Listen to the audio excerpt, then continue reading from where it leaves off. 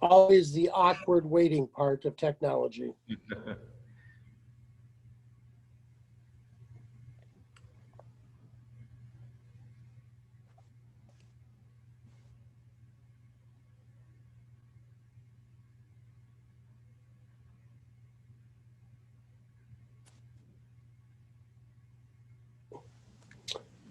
Welcome to the October 1st edition, the Minnesota Farm Bureau Shop Talk. It's an October day here in Minnesota, and had a little rain this morning, and not quite ready to be in the field for soybeans. But I know we've got a lot of listeners, whether they be on Zoom or on their phones, probably in the corn combine, in the shops, everything else. Full transparency, I'm not in the shop today. I'm in my farm office. Wi-Fi is just a little better here. So it is my distinct honor to be able to introduce and let you know that we've got our special guest today, Administrator Andrew Wheeler, Administrator of the United States EPA. And certainly Administrator Wheeler is no surprise to Minnesota Farm Bureau or to farmers in general. We've had a great working relationship with him and his team over the years, and as Farm Bureau state presidents, I've been to the EPA for different events and hosted other things. So we really want to welcome Administrator Wheeler. What we'd like to do today on this issue is we've been asking for questions the last few days. We've gathered those questions, kind of combined them. There's kind of four major topics that we're going to talk about for sure. But also want to make sure those of you that if your topic wasn't covered and you've got a concern, continue to use the chat feature, the question and answer, and we will make sure those questions or comments are forwarded to the administrator's office as well. So at this time, I'd like to welcome Administrator Andrew Wheeler for some opening remarks, and then we'll go from questions and answers. So thank you, Administrator Wheeler, and welcome to Minnesota Farm Bureau Shop Talk. Well, thank you, Kevin, and thank you for inviting me today. I'm happy to address all of your members. It's great to be with you virtually at your town hall. Earlier this week, I did have the honor of being in Minnesota and was lucky to get to meet with a group of Minnesota Farm Bureau members in person. So I'm very grateful to be able to meet with your full membership via this virtual platform on Shop Talk. So President Trump has been clear about the administration's commitment to agriculture in rural America. At EPA, our core mission is pretty simple: ensure that all Americans, regardless of their zip code, have clean air, clean water, and clean land. EPA believes that farmers and ranchers are some of our strongest allies in our mission to protect human health and the environment. Americans have carried the burden of our government's heavy-handed approach to environmental regulation for far too long, with rural communities bearing the brunt. When President Trump took office, he immediately began a process to remove and replace undue regulatory burdens that stifle American innovation and economic development, and to replace them with regulations that continue to improve the environment but don't harm the economy. He directed his agencies to issue at least 2 deregulatory actions for every new regulatory action. EPA has exceeded this goal, taking 5 cost savings deregulatory actions for every one regulation that we published. But it's important to point out, and something that I'm sure your members don't read about in the newspapers or hear on the news, is that our environment today is at the cleanest levels it has ever been. During the first 3 years of the Trump administration, we've reduced air pollution 7%. We have also invested over $40 billion on new water infrastructure. On the Superfund side, we delisted 27 Superfund sites last year the most in any single year since 2001. We will delist another 27 this year, and we'll have over 82 Superfund sites delisted during our first 4 years in office, which is equal to the same number that the Obama-Biden administration did during their entire 8 years in office. And the Trump EPA will continue to enforce our environmental laws. Perfect example, at the front end of the spectrum on compliance assistance, we have doubled our efforts at compliance assistance, because I believe, and the agency believes, and President Trump believes, that it is far easier and better for us to prevent the pollution from occurring to begin with and bring everyone into compliance with environmental laws instead of waiting for enforcement actions at the end of the enforcement spectrum after the pollution has already occurred. We would rather spend the resources at the beginning bringing people into compliance and helping people come into compliance than using the heavy-handed hand of enforcement actions. However, if people are breaking the laws or regulations, we will enforce them. And in fact, we have collected twice as much in criminal and civil fines as the Obama-Biden administration did during their first 4 years. So we would rather work with everyone. We're putting more resources up front.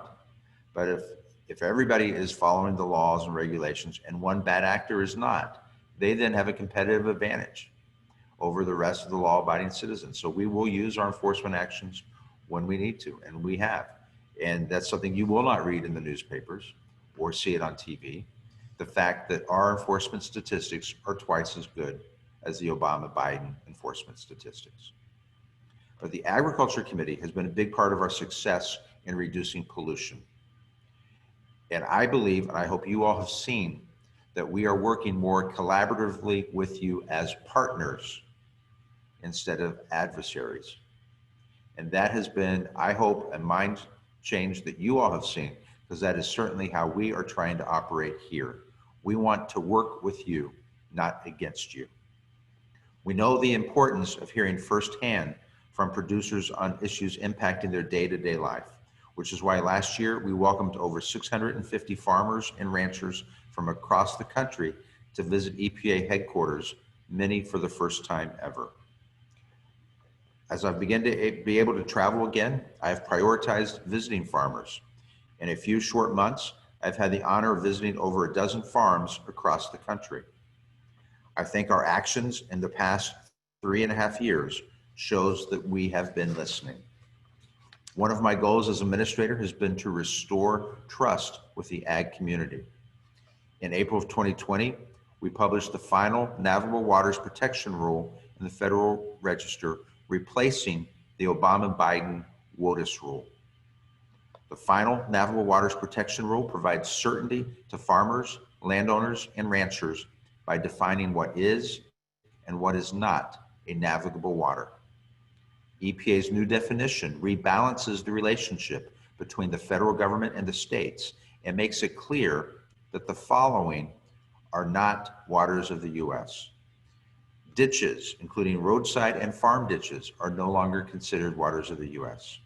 Farm and stock watering ponds are no longer considered federal waters. And prior converted croplands are out. They are no longer considered federal waters under the federal water rule. Thanks to our new rule, our nation's farmers, ranchers, developers, manufacturers, and other landowners can refocus on providing the food, shelter, and other commodities that Americans rely on every day. This is better than hiring lawyers to determine whether waters on their own land fall under the control of the federal government. I'm not sure what the statistic was for Minnesota, but in Iowa, the Iowa State Agriculture Director said that over 98% of the state of Iowa would have fallen under federal control under the Obama-Biden administration's WOTUS rule. President Eisenhower's words still hold true today when he said that, quote, farming looks mighty easy when your plow is a pencil and you're 1,000 miles from the cornfield.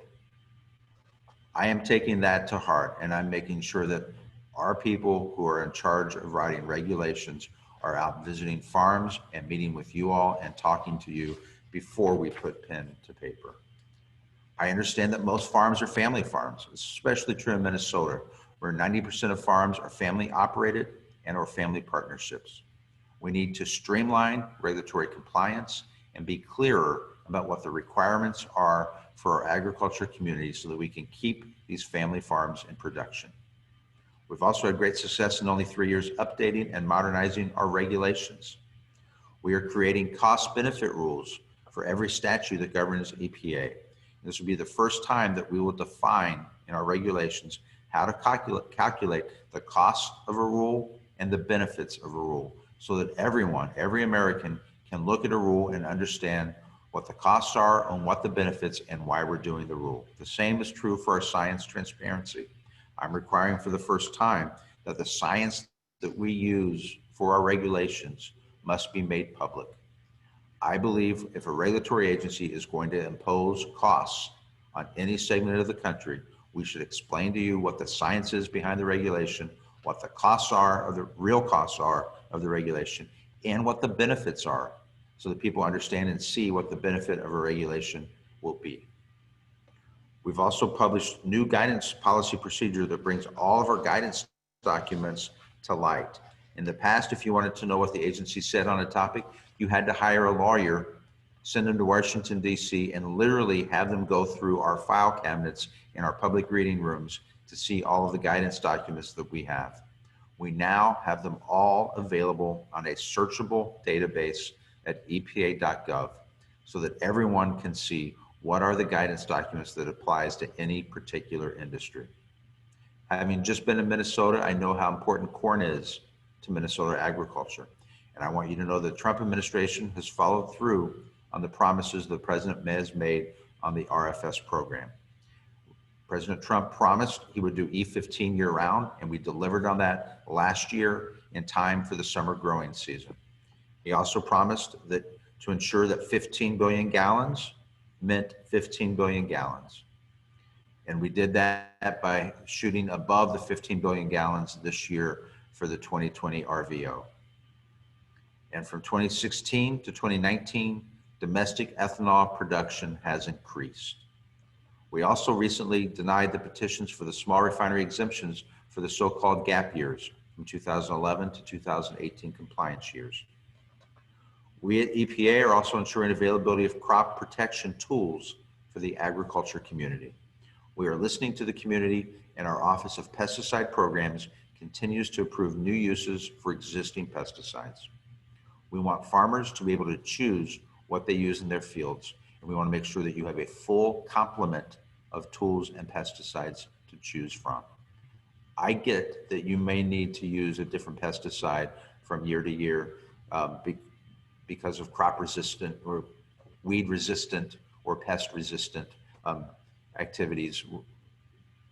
And I believe it's important to ensure that you have different tools in the toolbox and you aren't just limited to one pesticide. If I can leave you with one takeaway today, I hope it is that you know that agriculture is a top priority for the Trump administration and our EPA. It is important for us to listen to you. And it's only through collaboration that we can achieve EPA's core goals of protecting human health and the environment.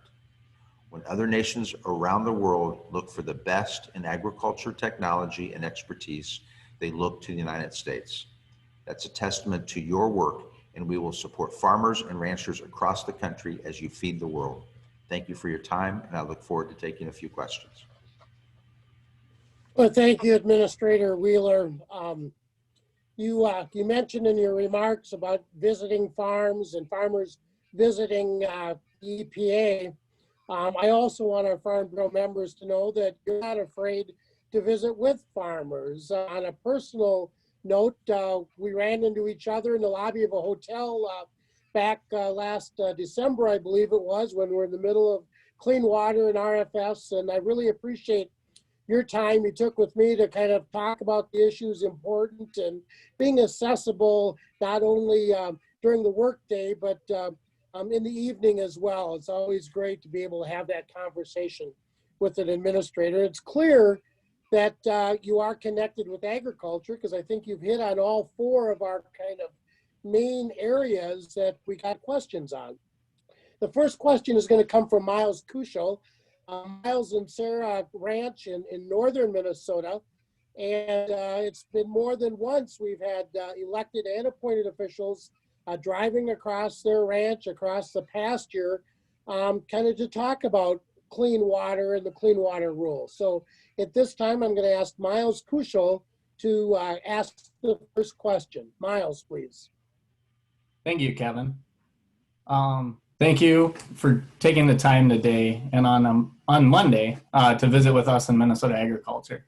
So I guess my first question is, farmers and ranchers value clean water and every day are working to leave the land, air, and water in better shape for their families, neighbors, and for the future generations. We are glad to see the new Navigable Waters Protection Rule replace the 2015 Waters of the U.S. rule. Can you highlight the implementation of the new rule and what it means for farmers and ranchers? Sure, thank you. Thank you for asking me that question. And it's really important, and we need to get this out. We need to get this message out. Even before we put the pen down on drafting the new regulation, the Navigable Waters Protection Rule, we started on the implementation guidance for the Army Corps of Engineers inspectors. That is very key. We need to make sure that all of the Army Corps inspectors know what is in the new rule and implement it fairly and consistently across the country. One of the big complaints I used to hear prior to our rulemaking was that it really depended upon which Corps inspector showed up at your farm as far as what the definition of a wetland was. And that is inexcusable. Everybody at the federal government who's enforcing the regulation should be using the same tests, the same definitions, and reach the same conclusions regardless of who comes out to look at your property. That was when I was in private practice, I had problems with that with some of the farmers that I worked with and represented. So it's important that we do that. The second, and this will take a little bit of time. We've already gotten the draft guidance out to the Army Corps. We've been working hand in hand, EPA and the Army Corps, to get the guidance out to the field inspectors. And that is our #1 priority on the implementation of the rule at this point. Next, we will provide training materials for national organizations such as the National Farm Bureau in order to help train the state farm bureaus and then the members across the country so that everybody understands the rule, and that is something that we hope to complete sometime next year. But the first step, which I hope you all would agree with me, is making sure that the inspectors are using the same definition and the same tools as when they go out to inspect. And that's what our first focus is, but we won't stop there. We want to make sure that everybody understands what the new rule means and how it impacts your farms. So thank you for asking me. And I really enjoyed being in Minnesota this week. It was great being there. Thank you. Thank you. Our next question comes from Bob Roloffs. Bob is a farmer in southern Minnesota. And you know, as we look at adding value to our commodities, whether it's animal agriculture, renewable fuels, been a little wet to combine beans. Some guys have been in the corn. We're truly blessed with a good corn crop in many parts of Minnesota. So we're going to look at that demand. And I believe Bob has got a question on the RFS. Bob Roloffs, please.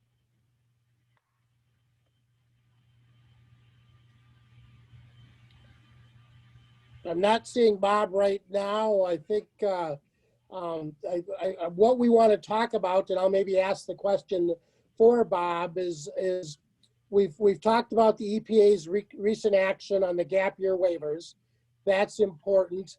But as we continue to move forward, you know, I can see from my farm, I can see 2 ethanol plants when the weather is right. One's running and one's not. And we really need a home, and we need to add value for these commodities. So I'm just wondering a little bit, if you talk a little bit about what we can expect from the EPA on the RFS on the decision and the future of renewable fuels. Sure. Administrator? Sure. So as you know, President Trump fully supports the RFS, fully supports ethanol. It's why we went forward. He went forward in getting E15, which the ethanol industry had been asking for a decade. And we finalized that last year. That's why we went forward with above 15 billion gallons in order to ensure that we ended up at 15 billion gallons. And he fully supports ethanol. I would say right now the biggest threat to the long-term viability of ethanol is what we're seeing in these Green New Deals and what some politicians like the governor of California called for. Last week he called for an end to the internal combustion engine in California by 2035. If there is no internal combustion engine, there is no marketplace for ethanol or gasoline. I think that's the biggest threat at this point. And, I'd love to, I know where President Trump is on the issue. I have no idea where Vice President Biden is on the issue. The Green New Deal, he said the other night that he didn't support it, but his running mate certainly has, and he has supported it in the past, and he's kind of has supported different aspects of it. And at one point, the Green New Deal called for an end of the internal combustion engine by 2035. But to have the governor of California call for that, I think that's the implications and the impact of that has not been fully vetted. Certainly not by the press. They just look at it and say, oh, this is great. He believes in climate change and he's doing something about it, without looking at the ramifications of what such a policy will mean for the country. So I think that's where there needs to be more discussion, debate, and people need to make their viewpoints heard about measures like that. Because it certainly is in the public debate right now, but it's not really, the ramifications aren't being debated. It's just being brushed aside as, oh, this is great for climate change, but it has a lot of negative implications. And you can be assured Minnesota Farm Bureau members are keeping an eye on, and as in Minnesota, we're having discussions about adopting the California clean car standards and things like that, and how that will affect agriculture. Not only do we need a market. Well, actually, if I could just jump in one more on that, because the Obama-Biden clean car standards, which California has adopted, the only way to achieve that would have been 50% electric vehicles by 2025. The only way to have achieved the Obama-Biden CAFE standards would have been 50% electric vehicles by 2025. And you ought to take a look at what that means. Thank you. Demand for our products, renewable fuels, biofuels are important, but we've got to grow those crops first. Our next question is on crop protection products, and that comes from a Minnesota Farm Bureau County President, Rachel Daberkow. Rachel, I see you're on. Would you go next, please? Sure. I'm out in the countryside today, driving across a lot of farmland, and dicamba is top of mind for a lot of farmers following the court case earlier this year and the confusion that really followed from that. Obviously, crop protection tools are critical to farmers here in Minnesota. So wondering if you can tell us more about the status of the label on dicamba and how EPA is handling these crop protection products on a broader scale. Sure. So first of all, I was surprised by the court decision that came out in June. I reacted very quickly by allowing the continued use of dicamba until July 31st, which I thought was very important, because if what the plaintiffs in that lawsuit wanted was an immediate stop of everything, including the transportation. So if farmers had dicamba in their farm, it would have been illegal for them to transport it back to the manufacturer, for example. So we had to step in with our emergency declaration and allow people to use the product through the end of July. And we did that. Two of the companies have submitted new applications for dicamba. We are currently reviewing those to see whether or not we can license dicamba. We intend to have a decision made by the middle of October on whether or not we'll be able to license dicamba for the 2021 growing season. I know people need to have advance notice on it, so we're working very hard. We can't just approve dicamba without going through all of the science and taking a look at all of the issues and the court decision itself to see what issues they raised. If we don't do that, it would be struck down immediately by the courts. So we're doing a very thorough review of the pesticides, the dicamba pesticides from both companies, and taking a look at whether or not we can re-register it and what the label requirements would be. I don't have more information on that at this point because they're still going through the science review. They've briefed me at least twice on the process so far on where they are, and they still think they'll be able to recommend a decision to me by the middle of October. And as soon as we can get that out, we will, because I understand the need for you all to know whether or not you'll be able to use dicamba next year. Okay, thank you. Sure. Our next question, I Administrator think we have Wheeler, time for one more. comes from Keith Allen. We've talked a little bit about the relationships with EPA, but you'd like to expound on that. So Keith Sure. Allen, next, please. Hello, can you hear me? Yes. Yes, we Ah. can. Great, it's a pleasure to meet you, Administrator Wheeler. As you're aware of, last week, I had an opportunity to be able to host one of your ag advisors, Carrie Meadows, on our farming operation. And obviously you were in northern Minnesota last week as well. This outreach from EPA is different from what most Minnesota farmers are used to. And to be perfectly honest with you, it's very refreshing. How can farmers across the state engage with EPA and make sure their voices are being heard as decisions are being made out in Washington, D.C.? Sure. Well, I think opportunities like this for me to hear directly from you. And when I was in Minnesota on Monday and held a roundtable discussion in Shanksfield. I'm going to screw up I'm going to butcher the town's name, so I won't say it. But I was there on Monday, and I really enjoyed the visit. And Carrie enjoyed her visit last week. And as I mentioned, we've had over, I believe, 450 different farm groups here at EPA where we hosted them over the last 3.5 years. Last year, we signed the first ever memorandum of understanding with FFA, because I really think it's important for us to reach out to the future farmers of America and work with them now as they start their careers so that they can see us as an ally. I see you all as an ally. I see you all as a partner. I don't want to have an adversarial relationship with the farming community, and that has been my goal as administrator, and I will continue to be my goal. I intend to still be here at least another 2 years, and I will continue to reach out to farmers and farm groups all across the country. It's important when we have proposed regulations, like the replacement, the Navajos Waters Protection Rule, the replacement for the WOTUS rule, to receive written comments from farm organizations when we have a notice and comment rulemaking process open, when we have the docket open. It's important for us to get comments. And I know the Farm Bureau, the National Farm Bureau, gave us extensive comments, and we heard from a lot of the state farm bureaus during that rulemaking process.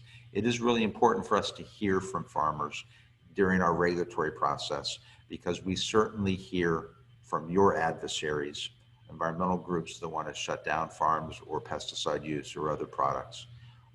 We hear from them during the rulemaking process, and it's only fair and it's necessary for us to hear from everyone. We need both sides of every argument fully vetted in our public dockets so that we have the best information that we can use to craft our regulations. So again, it's important to hear from you. We want to hear from everyone. And thank you for the question. And I want to thank you all for providing input that you have to myself, my office, my team over the last 3.5 years. I've really appreciated it. I know they appreciate it. And your voice is being heard. And I hope you see that, and I hope you have seen that. You certainly have seen that in the Navajos Waters Protection Rule and the efforts that we've made on the ethanol side, that your voices have been heard here at EPA. I think we're out of time. I want to thank you all for inviting me to participate. Kevin, thank you very much. Great seeing you again. Thank you to all of your members. And I really do appreciate the time you spent with me today. Thank you. Well, thank you. We appreciate your time. And as we continue to move, we got to all our questions. The last question was continuous improvement, and we kind of talked a little about that. How can EPA and farmers work together to accomplish meaningful results in the work we do together to take care of our land and water? And that's really something we need to work on each and every day, continual improvement. I believe whether it's your agency or any agency in the administration or farmers and ranchers, we want to do the best we can, but we always want to do better. Any other Thank final you. thoughts before we let you go? No, thank you. I completely agree with you. We need to do more together in order to be better. Thank you. Thank you, Administrator Wheeler, for your time. Have a good day. Well, thank you for those that asked questions. And again, I know we had some other questions that came in. One of the other things, we're maybe a little crop and renewable fuel heavy today, but I know we had significant discussions with the ag groups as we talked about added value with animal agriculture, dust and feathers, the alt case, and as we're seeing, barns changing to positive ventilation instead of curtains. Certainly we have some concerns with that, and you know that your Farm Bureau and all the farm groups in Minnesota are monitoring that and making sure that the EPA is aware that we've got to treat everyone the same across the different regions. At this time, I'm going to ask Karin Schaefer to introduce a new part of Shop Talk. We're going to talk about being behind the Bureau. So tell me, Karin, what the heck does it mean to be behind the Bureau? Karin. Well, thank you so much, Kevin, and thank you to all the participants and those who asked questions. One of the things that we really wanted to do here is make sure that we were showcasing the fantastic staff who work every day on behalf of our members and farmers and ranchers throughout the state. So we kind of came up with a catchy phrase of people behind the Bureau. And so each of these October Shop Talk series, we will be featuring a different team so you can understand some of the folks that are working behind the Bureau to make sure that we're representing farmers and ranchers and all of their specific needs. So we thought it would be very fitting to start with the public policy team, as this has been their baby for the last several months. The Shop Talk series was an idea that they came up with in the midst of the COVID pandemic, and how do we connect with not only our members, but with important officials and on important topics to really connect the dots for everyone and keep folks engaged. So I would like to turn it over to our public policy team, Amber Glaeser and Josie Lonetti.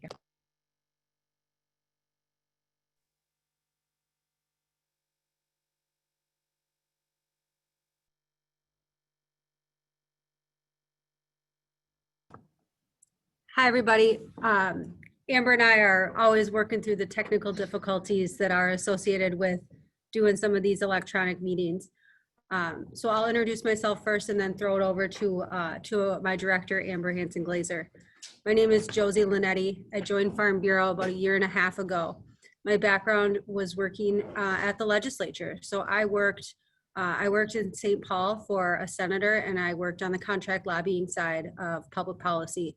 So I learned early on the ins and outs of how the state capitol works. And truly, it's a joy for me to be able to bring my background to working with the folks at Farm Bureau. For me, that's one of the best parts of this job is the people that we work with, the membership that makes up the Minnesota Farm Bureau. And so I guess I have to share one fun fact so you get to know a little bit more about us personally.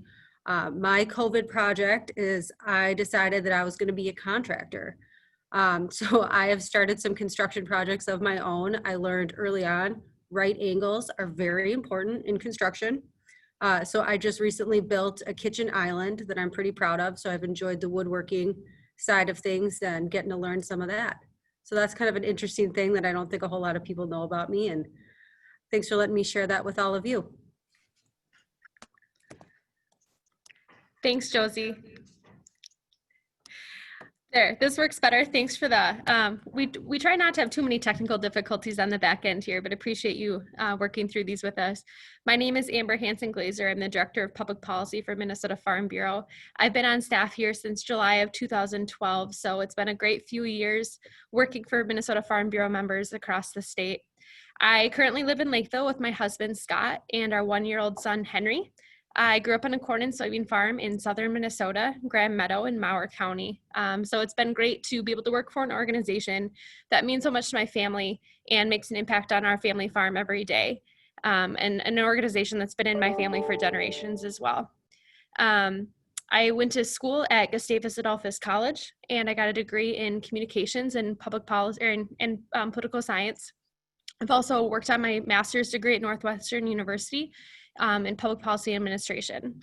I've really enjoyed my time here at Minnesota Farm Bureau, work on a great team and a great staff here. So a fun fact about me is I got the political bug when I was 13 years old. I testified in front of a field hearing with the United States Senate and House Ag Committees on biodiesel back in 2000, 2001. And so it was a really great time to learn the importance of agriculture advocacy from my dad, who is the one that got me into all of this, which I appreciate most days, and on the bad days, blame him for my career. But it's been a really great thing to be able to do over my whole lifetime, and learning the importance of this whole process.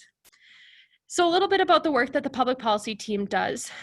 Between Josie and I, we advocate for Farm Bureau members on state and federal issues. So Josie's at the state capitol every day during the legislative session, or on Zoom in 2020, or whatever that looks like. But we take the policy that our grassroots members set at our annual meeting, and we put that into action.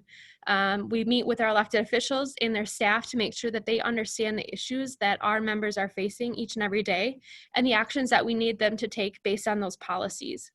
We also do comment letters and other things through the agency side. The conversation we had with Administrator Wheeler today is another piece of important work that we do to make sure that as rules are written, Minnesota farmers have a voice in that process too. In addition to advocacy work, we also work on policy development. So we help our members understand our policy development process. Josie's been working with our resolutions development, our policy development this year. And as we lead up to the annual meeting in November, to make sure that the policy that our members set put us in a good position to be strong for the next 100 years through Minnesota Farm Bureau policy. We also do political action work, Minnesota Farm Bureau PAC, at the state and federal levels. As many of you may have participated in that process over the summer, where we do the interviews with candidates at the state and federal levels, and the state PAC committee makes those endorsements. So the Minnesota Farm Bureau public policy team really does that full circle from policy development to implementation and advocacy. So a lot of work that we do on this team on behalf of the membership that makes the policies that start at those county annual meetings really come into place. So appreciate all the work that our Minnesota Farm Bureau members do and the work that they put into the advocacy program. I think we kind of want to each close out with one thing we love the most about Minnesota Farm Bureau. And for me, it's the people. I think my favorite part of my job is when I get to see members interact with a member of Congress in a really confident and effective manner, because their stories are the most important. I can talk about the facts and figures every day and what our policy book says, but when those members tell their stories about why these issues matter, it makes the work we do every day that much more meaningful and effective. So thank you for being a member of Farm Bureau. And Josie, I'll turn it back over to you. Thanks, Amber. My favorite part about Minnesota Farm Bureau is the variety and depth of agriculture and the questions we get related to policy issues. There's nothing that I find more interesting than reading through Minnesota statute and following on legislative committees to see why and how the conversations surrounding an issue became law. And then to get calls from Farm Bureau members and others across our state wondering, where did this come from? Where did this policy idea originate from? And then being able to do the research for them and then be able to explain kind of the big picture of how this came to be. It's for me, I love a little fact-finding mission. And that for me is a really good time. I know not everyone might think that. So all of your obscure questions, please throw them my way. If I don't have an answer for you right away, I'm pretty good about finding it out. Well, thank you both, Amber and Josie. And I was always thinking about maybe a fun fact that you weren't going to mention. And Amber, you hit it. I thought, how ironic is it? We've just got done talking about renewable fuels, biofuels with the EPA Administrator, the renewable fuel standard that we do have, the 15 billion gallons. And I wasn't sure if you were going to mention your first public policy as a 13-year-old. So I appreciate that. And with Josie, I know it's not as probably as fun as building a kitchen cabinet or an island. But the thing I think that a lot of Farm Bureau members don't know about you is you didn't have a great ag background, but you wanted to learn, and I don't know of anybody that learned more about all different types of ag in that short of a period. But what you did have was a background with other people outside of agriculture. And that's one of the things that Farm Bureaus really benefit from, whether we're walking down the halls in St. Paul at the Capitol or Washington, D.C. Josie is always the one as well. Can I introduce you to this CEO of this company or this one? So in your previous work, certainly you've got those relationships with companies outside of agriculture, but yet that help us to kind of build that and talk about how we can work together. So appreciate each and everything that our entire public policy team does. So Karin, back to you. Well, thank you so much. And you'll have to get excited about next week when we unveil a whole nother team behind the Bureau. But to start it off for next week, to continue our series, we will be featuring Kent Tesey and talking about some obstacles within rural finance and rural banking issues for farmers and ranchers throughout the state. So if you have any thoughts or questions that you would like to have us visit with, we will have the chat function more accessible next time. Sometimes when we have these high-ranking officials, we need to have questions surfaced ahead of time, but I think Kent is pretty flexible to take questions on the spot too. So hopefully you'll all join us next week, and we appreciate everything that you're doing to support agriculture out there in the countryside. Please be safe as you continue with harvest, and we will just find you every Thursday at noon here at Shop Talk. So next Thursday on Shop Talk, it's kind of banker in the shop, I guess, with Kent Tesey as vice president of Minstar Bank. And again, we want to make this as easy as possible. Hopefully we'll be all in the field next week and have that ability to answer and ask questions over the cell phone conference call feature or over the smartphone. So you know how to get a hold of us as you have questions. We know Kent Tesey does a newsletter. Certainly we want to make you aware of that, and whether it's a banker question, farm program question, communications question, I think Kent would be willing to have that conversation. So with that, think sunshine, think lots of good windy weather, but most importantly, think farm safety. Whether you're on a piece of farm equipment or going up and down the highway, we all need to be safe each and every day as we go through this harvest season. So with that, this has been this week's edition of Minnesota Farm Bureau Shop Talk. We'll see you next week on Thursday, 12 o'clock with Kent Tesey. Have a great week. Thank you.